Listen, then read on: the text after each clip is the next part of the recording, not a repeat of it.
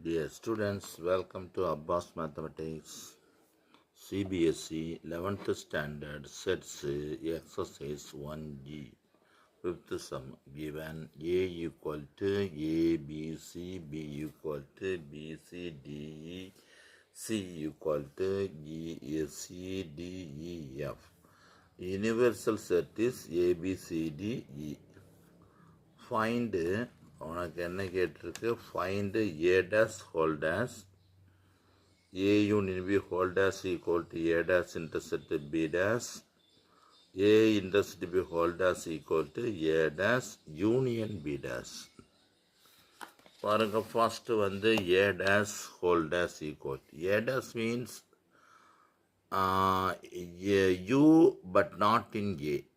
அதுதான் U இந்த எழுதியிருக்கேன், ஏ எழுதியாச்சு, எக்ஸப்ட் ஏ பூரா விட்டுறணும். அதே இந்த பென்சிலில் ரவுண்ட் பண்ணியிருக்கேன், அந்த பென்சிலில் ரவுண்ட் பண்ணியிருக்கீங்க பாருங்க, தான் ஏபிசி இதை விட்டுட்டு ரிமைனிங் டேர்ம்ஸ் எழுதியிருக்கேன் டிஇஎஃப். எகைன் ஏ dash whole days means ABC.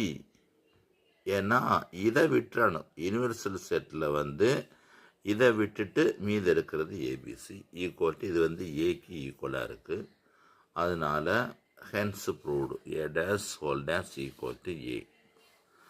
Next டிமார்கன்ஸ்லாம் same A union B. A எழுதிடணும், அப்புறம் பி எழுதிடணும். பியில் ரிப்பீட்டட் டேர்ம் எழுதக்கூடாது. ஏ யூனியன் பி ஹோல் டேஷ்னா இதை பூரா விட்டுறணும், யூனிவர்சல் செட்டில் இதை பூரா விட்டால் மீத எஃப் ஒன்லி ரிமைனிங். அதே மாதிரி A dash intersect B dash கண்டுபிடிக்கணும்.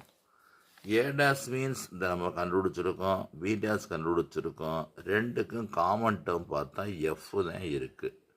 அப்போ A dash intersect B dash equal to F. From 1 and 2 we get A union B whole dash equal to A dash intersect B dash, hence verified.